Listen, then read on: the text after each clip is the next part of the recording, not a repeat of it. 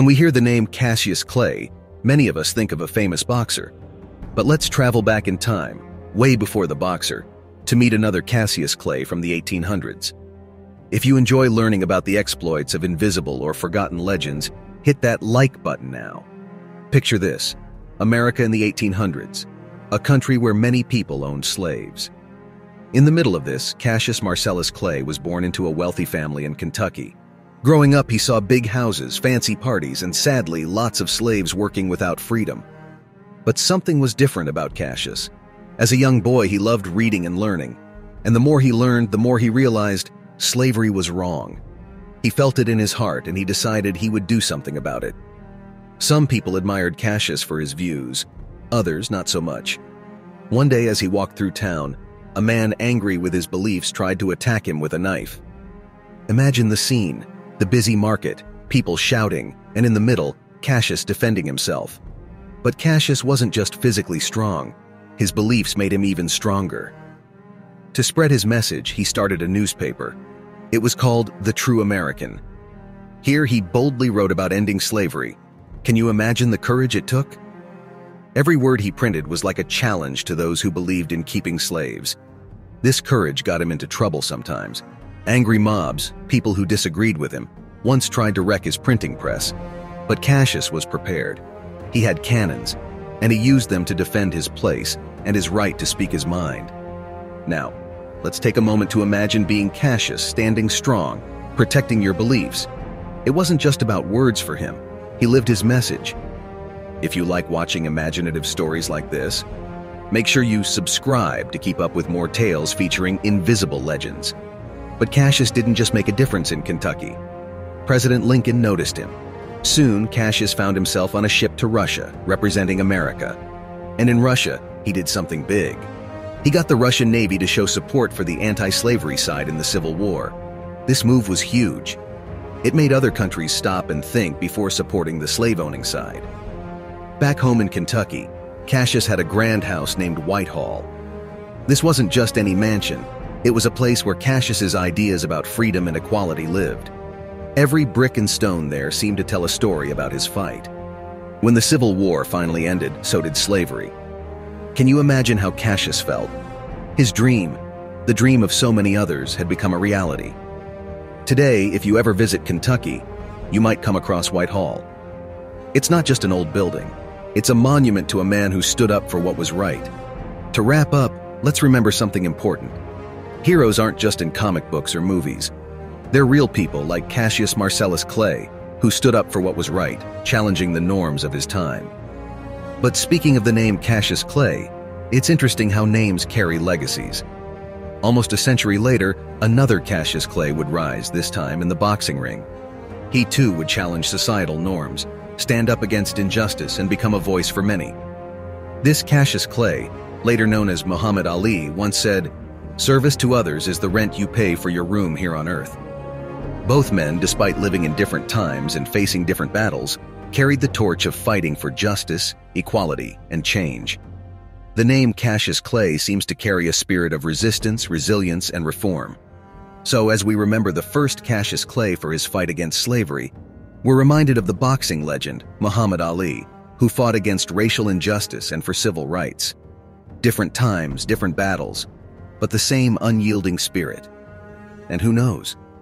Maybe one day people will tell stories about heroes like you, inspired by the legacy of those who bore the name Cassius Clay.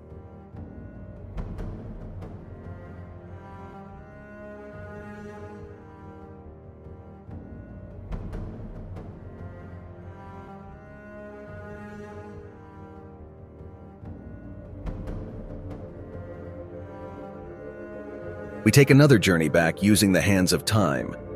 In a world divided by the mighty Atlantic, two continents yearned for freedom. In the north, the flames of rebellion had already ignited, casting sparks southward. In the heart of the Caribbean, the island nation of Haiti stood as a beacon of hope and liberation, where slaves had overturned their masters and declared independence. But further south, the grip of the Spanish Empire remained tight. As storms raged over the Caribbean, a desperate man sailed looking for a sign of hope. Simon Bolivar, defeated in Cartagena, now sought refuge to continue his revolution. To the island of Haiti, the Black Republic, he turned. There he hoped to reignite the fire of liberation. In the port town of Okai, Bolivar was greeted with suspicion, but soon whispers spread through the market that the liberator had arrived. By nightfall, he was summoned to the palace of President Alexandre Pétion in Port-au-Prince. President Pétion tells Bolivar, "You wish to free your people as we freed ours. Tell me, how can Haiti assist?" Bolivar responded, "We face a brutal empire, but our dream remains, a unified Latin America." President Pétion then said, "We will provide weapons, warriors, anything you need, if you vow to end slavery on any land you liberate." Bolivar pledged his agreement. With Haiti's help, he proclaimed that freedom would echo from the Caribbean across the continent. Bolivar's army grew in strength and passion. Joining them were Haitian veterans who shared their wisdom. Around campfires, songs of Haiti's revolution inspired South American hearts. The first assaults were devastating. Spain's grip was tight, the empire relentless. Once more, Bolivar was sent back in retreat. Pétion tells the crowd, "Revolutions face storms, but dawn always rises as it rose for us. Go and fulfill your destiny." Bolivar's expression shifted to determination. Bolivar pored over Haiti's strategies and absorbed its indomitable spirit. With cautious hope, he prepared to wage war once more. This time, success followed the troops' blended of South American passion and Haitian resilience. With each victory, the first pillars of new nations emerged. Up and down the Orinoco River, Bolivar and his army saw the empire finally crack, its grip broken by the unified strategies of two rebellions. Across the continent, dominoes began to fall. Much of the continent now breathed free thanks to Haiti's stalwart support. In a letter to Pétion, Bolivar wrote, "You, President Pétion, are the true author of our liberty." In his last days, Bolivar penned his memoirs. To Pétion and Haiti he wrote, "On that island I found not just an ally, but the very soul of our revolution." Their brotherhood ignited cascading flames of freedom from north to south, echoing through the Americas. The echoes of their victory continue to resound, an undying testament to the human spirit. Heroes like Simon Bolivar helped inspire George R.R. Martin when he created the Daenerys Targaryen, Khaleesi character in Game of Thrones books and TV series. Thank you for watching this episode on one of history's invisible legends. Please like, subscribe, and turn on notifications to ensure you don't miss the next episode.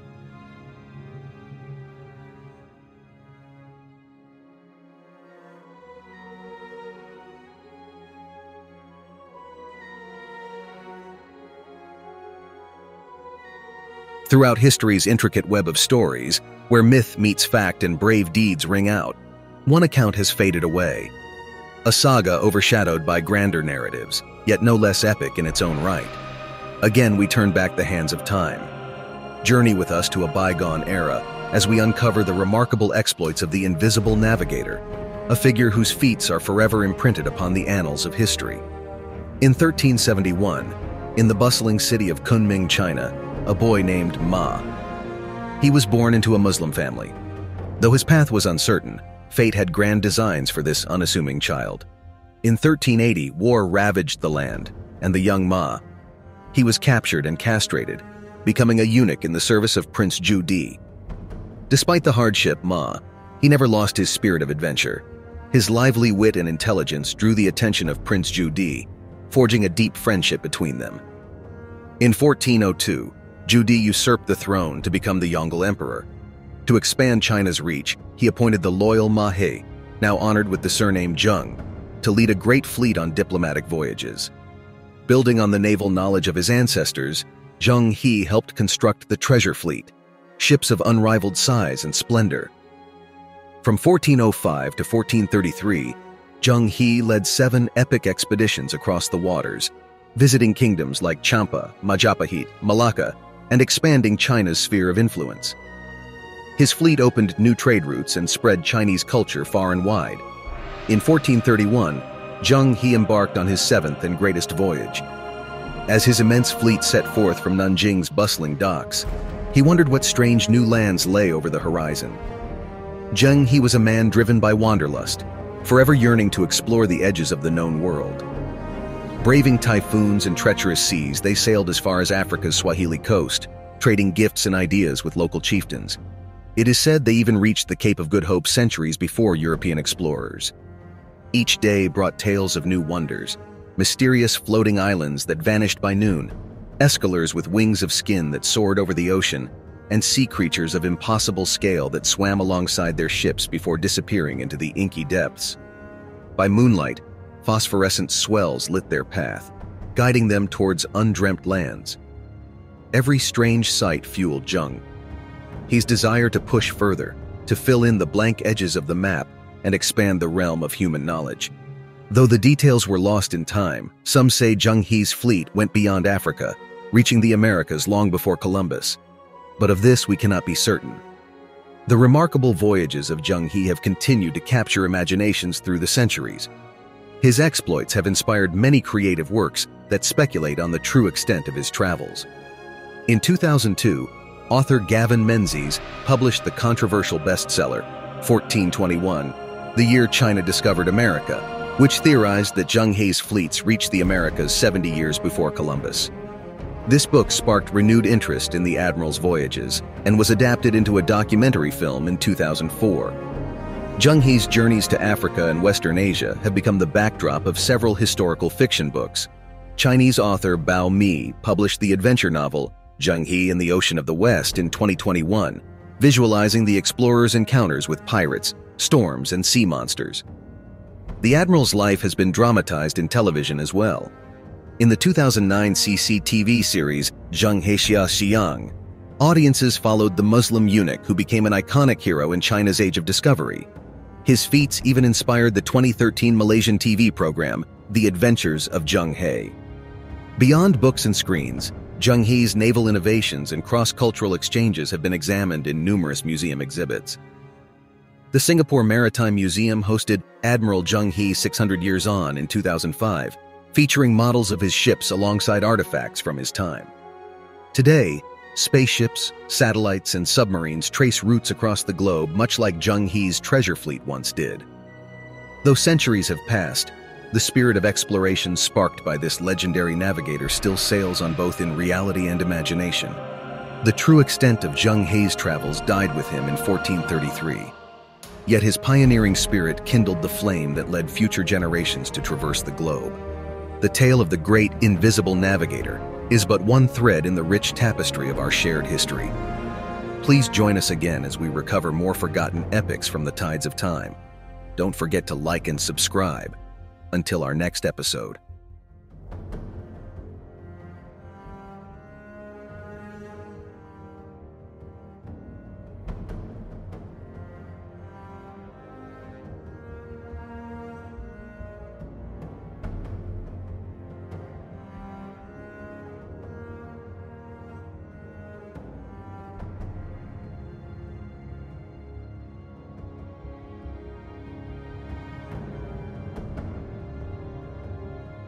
We once again travel back using the hands of time to unearth the saga of an unsung hero.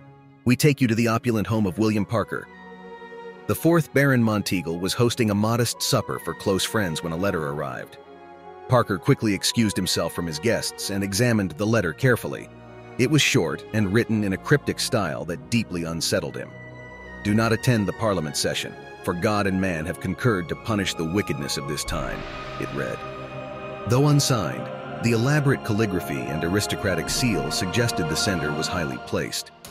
Parker had no proof, but instinct led him to an ominous conclusion. Someone meant to strike at the very heart of Westminster and the Protestant monarchy it represented. He was faced with an impossibly high-stakes dilemma, torn between his Catholic faith and his political allegiance to King James I. Should Parker heed the letter's warning and risk being branded a traitor, or disregard it as merely a hoax, potentially enabling a catastrophic crisis?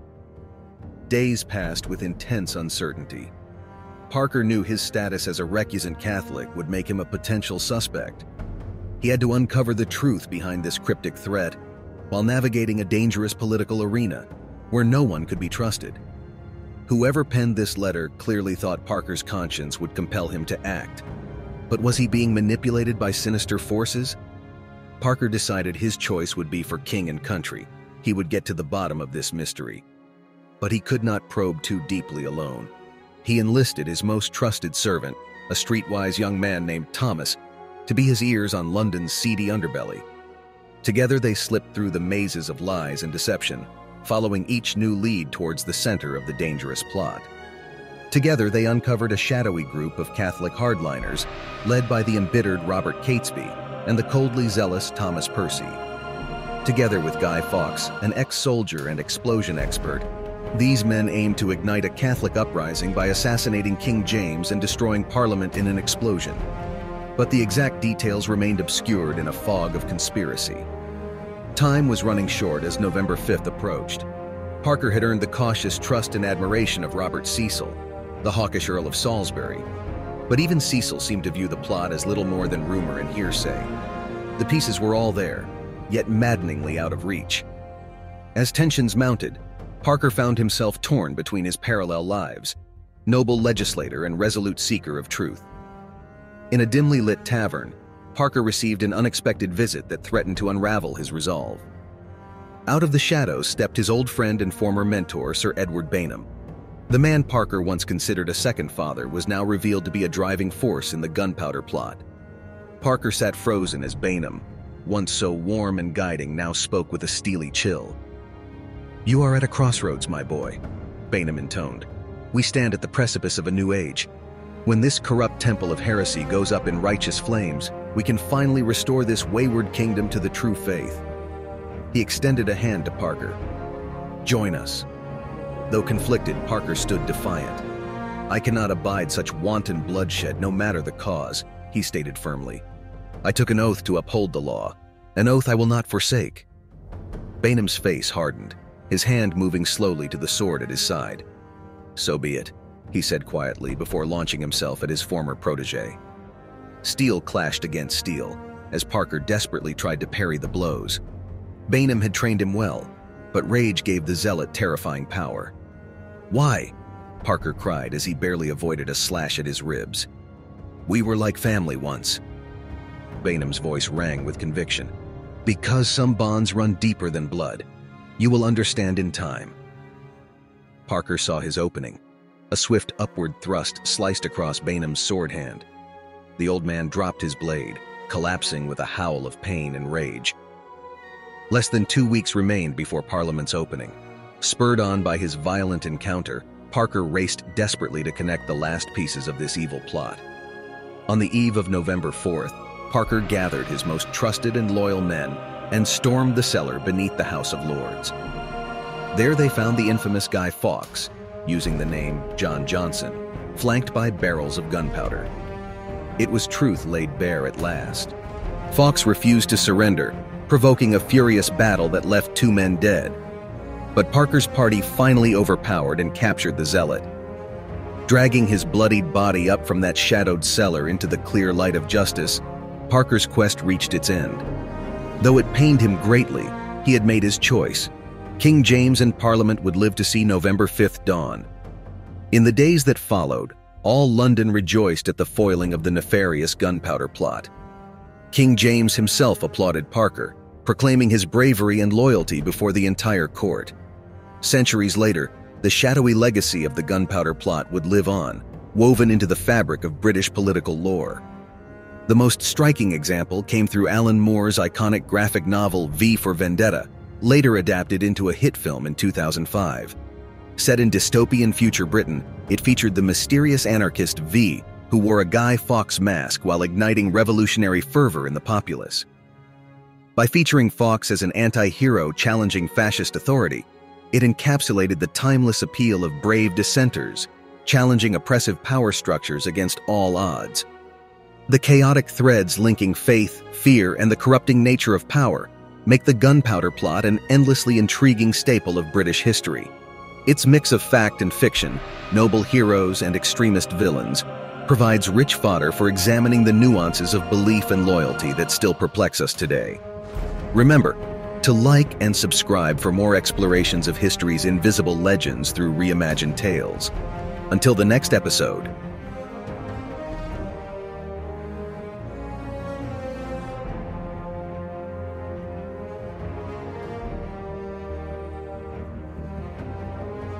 Join us once again as we ride on the hands of time to reimagine a legend whose full story has not been told.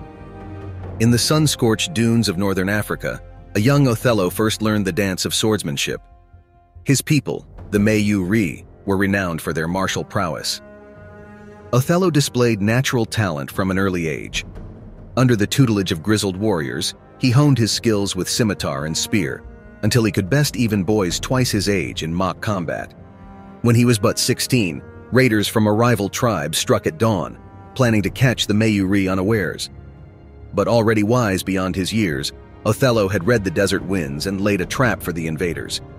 As the raiders charged the village, Othello sprung forth, leading his clan's warriors in a savage counterattack.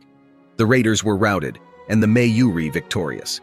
This was just the first of many battles for Othello, whose cunning and bravery soon marked him as a natural leader.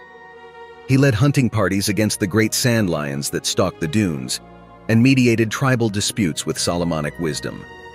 But Othello yearned to test himself against worthier adversaries. That chance came when the call went out for warriors to defend a caravan bound for the fabled Timbuktu. Othello readily volunteered, eager to visit the legendary city where gold flowed as plentiful as sand. The caravan faced a relentless assault from Tuareg raiders, but Othello's clever battle plans ensured its safe passage. In Timbuktu, Othello was astonished to find a center of learning and commerce to rival anything in Europe. He lingered for months, conversing with scholars and merchants, learning of politics and philosophy undreamed of by his fellow Mayuri. But word came that his tribe was again under attack, its warriors too few to defend their lands. Honor-bound, Othello left all he loved of Timbuktu behind and rode for home. He arrived to find his people greatly reduced by war and disease. Most of their warriors had fallen to the enemy onslaught. Yet upon seeing Othello, hardened and tested by his journeys, they took up their arms once more. Othello trained the remaining warriors ceaselessly, imbuing them with iron discipline and tactical mastery. When the enemy returned, confident of quick victory, they met with a steel wall of resistance. The battle raged for days, but Othello's warriors held firm. In the end, their spears drank deep of enemy blood. Othello had saved his people against impossible odds. His fame now spread far and wide.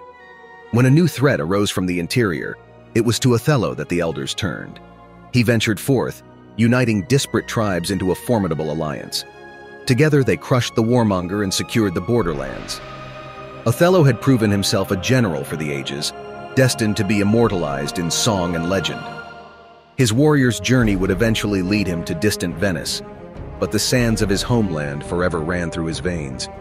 Once tested under the scorching sun, Othello would never relinquish the fires that forged him. His was a spirit tempered by the desert winds, mighty and inexorable as a sandstorm. Word of the noble Moorish warrior reached as far as Venice, the glittering maritime republic. The Venetians prided themselves on welcoming worthy men of all nations into their society, and Othello's exploits marked him as exceptional. Emissaries were dispatched from the Doge's palace, offering Othello a commission in the Venetian forces. To Othello, Venice represented a vital connection to the wider world.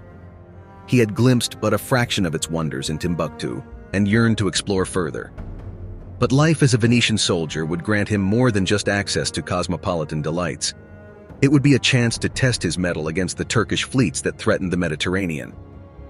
After journeying across land and sea, Othello arrives in the floating city.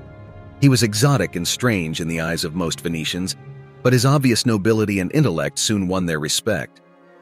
Once enrolled as a mercenary captain, he gained command of a mixed unit of Italian, Greek, and Balkan fighters. With his gift for strategy and multilingual eloquence, Othello molded them into a crack-fighting force. His first trial came on the Dalmatian coast, where Ottoman raiders preyed on Venetian shipping.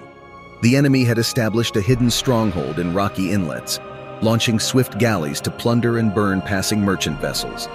Assigning his own ships to patrol the trade lanes, Othello led his men on daring overland raids, ousting the Turks from their coastal lairs in fierce skirmishes.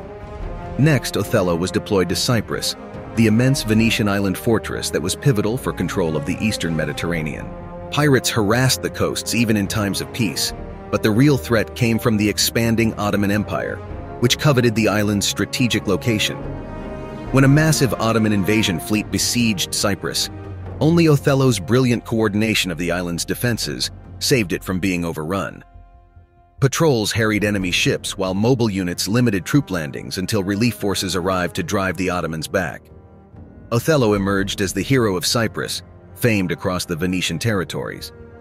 With his continued success against Venice's foes, Othello rose swiftly through the ranks, eventually being named supreme commander of all Venetian military forces. He was valued not just for his tactical mastery, but his charismatic leadership and humane treatment of his men. To serve under the Moor, many soldiers claimed, was the greatest honor of their lives. So it was that an African wanderer rose to the height of fame in the European world of Venice. But though he was revered for his deeds, the subtleties of Venetian society still branded Othello an outsider. It would require a union with the noble lady Desdemona to complete his ascent within the Republic. Yet even this final step toward belonging would trigger undercurrents of distrust with tragic consequences. Their story is immortalized as a tragedy of ambition, love, and jealousy. Remember to like and subscribe for more explorations of history's invisible legends through reimagined tales. Until the next episode.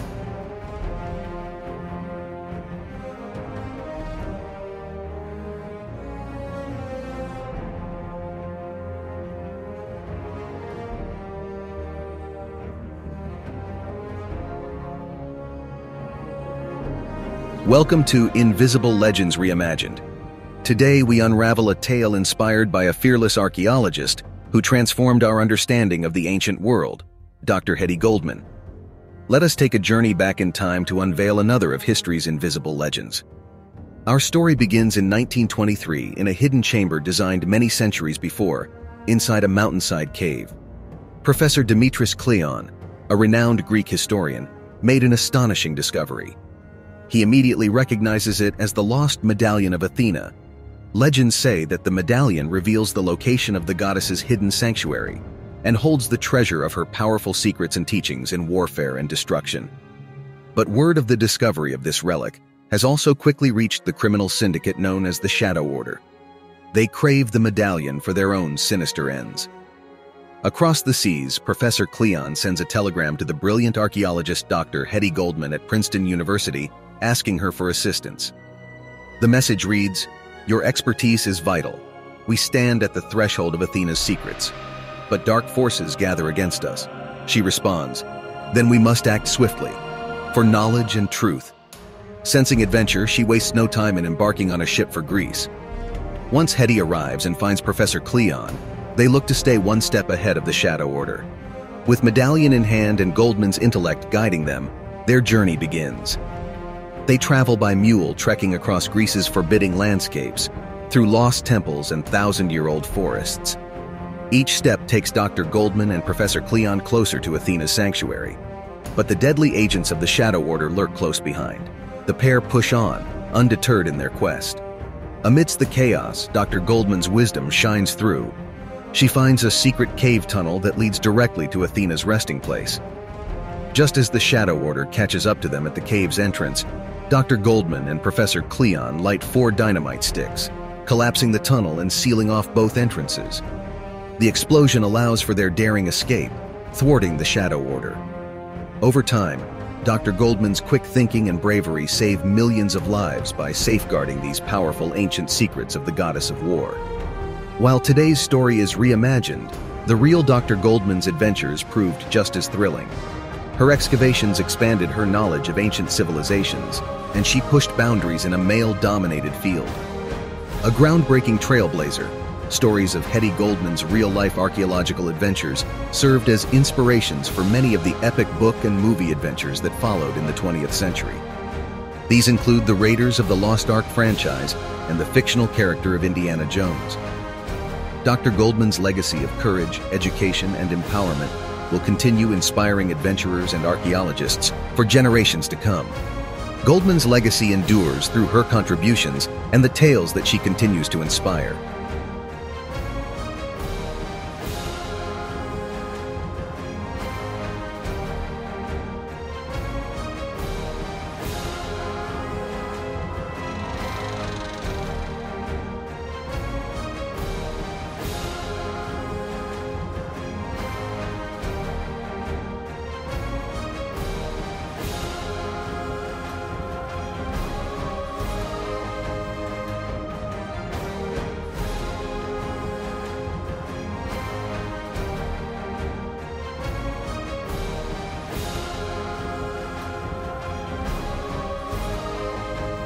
Welcome to Invisible Legends Reimagined and our expansive episode exploring the powerful and multifaceted history of Black History Month. For decades now, this eagerly anticipated annual celebration has spotlighted the centrality of African American contributions in each field of American life. The historian Carter G. Woodson, known as the father of Black history, catalyzed what would become Black History Month as early as 1926 with the introduction of Negro History Week. Appalled by the commonplace neglect of Black experiences and accomplishments in the educational curriculum during this era of segregation, Woodson launched Negro History Week to uplift and highlight the too often overlooked impact of influential Black leaders, scientists, artists, writers, and more, who indelibly shaped our shared past. In the decades that followed, mayors of cities across the country began issuing yearly proclamations recognizing Negro History Week. By the late 1960s, thanks in part to the Civil Rights Movement and a growing awareness of Black identity, Negro History Week had evolved into Black History Month on many college campuses. What initially began as a week soon gained momentum and transitioned into a full celebratory month, better representing the rich spectrum of Black history, from slavery, culture, abolitionism, and pivotal Supreme Court cases, to achievements in politics, science, literature, philosophy, business, medicine, music, and beyond. Today, Black History Month is a time to honor the contributions and legacy of African Americans across U.S. history and society, from activists and civil rights pioneers to leaders in industry, politics, science, culture, and more. A seismic shift came in 1976 when President Gerald Ford officially recognized Black History Month at the national level, for the first time during America's bicentennial milestone. In a speech recognizing the need to honor and educate on African Americans' manifold contributions throughout history, Ford proclaimed that too often, Black Americans have been deprived of the full benefits of American life. Since 1976, every American president has designated February as Black History Month and endorsed a specific theme. The intentional selection of February ties to both President Abraham Lincoln and abolitionist Frederick Douglass's birthdays. These two indivisible figures embody the hard-fought road to emancipation, civil liberties, and equal human rights for all. Later, Barack Obama became the first African-American president, elevating Black visibility and underscoring that Black History Month not only celebrates charismatic leaders, but also those quiet heroes and rising generations shaping our collective future. We hope you enjoyed this deep dive into the extensive history and ongoing impact of this momentous celebration. Until the next episode,